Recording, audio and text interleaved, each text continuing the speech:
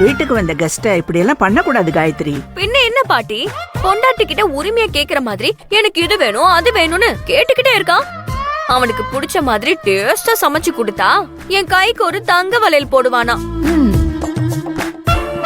அதனாலதான் அந்த கதிரை ஒரு வழி பண்ணிட்டேன். கண்ணெல்லாம் கலங்கி போயிடுச்சு. நீங்க பாக்கணுமே, எனக்கு ஒரே சிரிப்பு பாட்டி. இனிமே என்கிட்ட எந்த பிரச்சனைக்கும் வரமாட்டான்.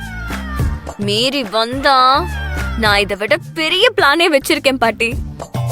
பாவம் காயத்ரி, பசியில கடந்தான். அப்புறம் கடைசியில அவன் என்னதான் சாப்பிட்டான்? கடைசியில எதையோ போட்டு சாப்பிட்டு முடிச்சிட்டான். ஐயோ,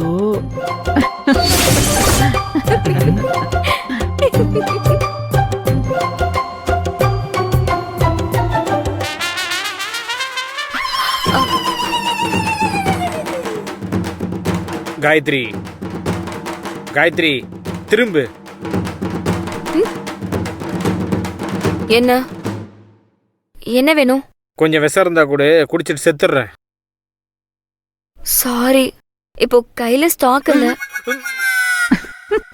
என்னது ஸ்டாக் இல்லையா? மறுபடியும் முதல்ல இருந்து வரேன். உனக்கு போய் கையில தங்க வளையல் போடலாம் நினைச்சேன் பாரு. என்ன சொல்லணும்? இங்க பாருங்க, நீங்க என்கிட்ட எப்படி நடந்துக்கிறீங்களோ அதை பொறுத்துதான் நானும் உங்ககிட்ட நடந்துப்பேன். என்கிட்ட ஓவரா வச்சுக்கிட்டா நான் அப்படிதான் பண்ணுவேன்.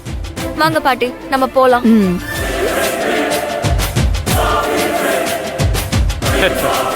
போ, நீ எங்கேயும் போக முடியாது. நீ எனக்காகவே பிறந்தவ. நான் உன்னை மிஸ் பண்ணவே மாட்டேன். என்ன காரியம் பண்ண துணிஞ்சிருக்கா? அந்த கேடு கெட்டவள நீ வீடு பூந்து அடிச்சதோட விட்டுருக்க கூடாது. போலீஸ்ல கம்ப்ளைண்ட் பண்ணி அவளை உள்ள தள்ளிருக்கணும். திரும்ப வந்த மாதிரி பண்ண மாட்டான்னு என்னமா நிச்சயம்? இங்க பாருமா, உங்க அம்மா சொல்றதுதான் சரி. வா, போலீஸ் ஸ்டேஷன்ல போய் கம்ப்ளைண்ட் கொடுத்துட்டு வரலாம். முதல்ல 2 பேரும் பதட்டப்படாதீங்க. அப்படிலாம் எதுவும் பண்ண மாட்டா. தியா என்ன கொல்ற அளவுக்கு போவான்னு எனக்கு நல்லாவே தெரியும். ஆனா அவளால என்ன தொடக்கூட முடியாதுன்னு அவளுக்கு தெரியல. அத தெரிய வைக்கிறதுக்கு தான் செழியன் தியா வீட்டுக்கு என்ன கூட்டிட்டு போய் ஏன் கையால அவளை அடிக்க வச்சு என்ன அவளால ஒண்ணும் பண்ண முடியாதுன்னு புரிய வச்சிருக்காரு. புரிஞ்சுப்பா, அவ உன் விஷயத்துல தலையிட மாட்டா, ஒதுங்கி இருப்பான்னு நீ நினைக்கிறியா? ஒதுங்குறாளோ இல்ல திரும்ப என்ன கொலை பண்ண சதி பண்றாளோ அத பத்திலாம் எனக்கு கவலை இல்ல, பயமும் இல்ல. அவளை அடிச்சிட்டு திரும்ப வரும்போது கூட என்ன கொல்லுவன்னு செழியன் முன்னால சவால் விட்டா. என்ன மீறி காயத்ரிய தொட முடியாது, முடிஞ்சா காயத்ரிய தொட்டு பாருன்னு செழியன் கோவமா பேசினாங்க. என் புருஷன் இருக்கிற வரைக்கும் அவளால இனிமே என் நிழல கூட தொட முடியாது. நீ செழியன புருஷனா நினைச்சு பேசுற, ஆனா அவ மனசுக்குள்ள நீ என்னவா இருக்கேன்னு தெரியலையே. செழியன் மனசுக்குள்ள நான் கொஞ்சம் கொஞ்சமா இடம் பிடிக்க ஆரம்பிச்சிட்டேமா. இன்னும் கொஞ்ச நாள்ல அவர் மனசு பூரா நான் தான் இருப்பேன். கூடிய சீக்கிரம் அவரே என்ன விரும்புறேன்னு சொல்லுவாரு. எனக்கு மனைவிங்கிற அந்தஸ்த கண்டிப்பா கொடுப்பாரு. எல்லா நல்லதும் இனிமே நடக்கதான் போகுது. நாம யாருக்கு எந்த கெடுதலும் செய்யலமா. நம்மள நம்பினவங்களை எல்லாம் நம்ம வாழ வச்சுதாமா பாத்துருக்கோம். நமக்கு நிச்சயமா கடவுளோட துணை இருக்கும் தாயி. போற வர பாதையில கல்லு முள்ளு மேடு பள்ளம்னு இருக்குதாமா செய்யும். அதுக்கு பயந்தா வாழ முடியாதுமா. துணிஞ்சு கடந்து போய் தான் ஆகணும். அப்படி சொல்லுங்கப்பா.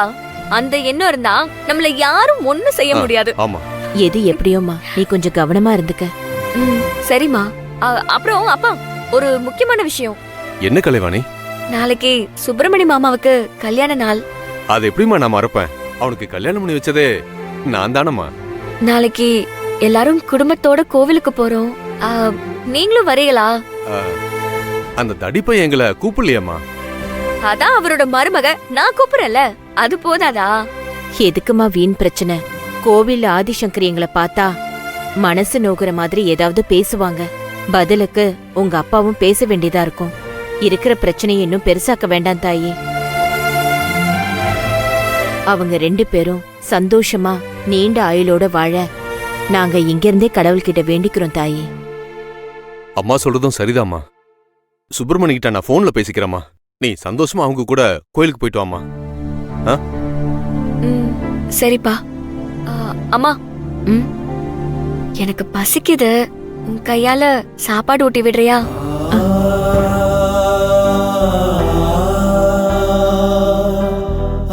என்னம்மா இப்படி கேட்டுட்டு இருக்க? நீதான் வீட்டுக்கு வர நேரமெல்லாம் நின்னு கூட பேச முடியாம அப்படியே ஓடிடுற. இவ்ளோ நாளா உனக்கு ஒரு வாய் சோறு கூட ஊட்ட முடியலன்னு நான் எவ்ளோ வருத்தப்பட்டிருக்கேன் தெரியுமா? வா தாயி, உனக்கு வயிறார சோறு ஊட்டி விடுறேன். ம், நமக்கு கல்யாணமாகி 27 வருஷம் ஆக போகுது. காலம் ரொம்ப ஃபாஸ்டா போயிடுச்சு. நான் உங்க கைய பிடிச்சதுக்கு அப்புறம் வாழ்க்கையில சில தடுமாற்றங்கள் இருந்தது.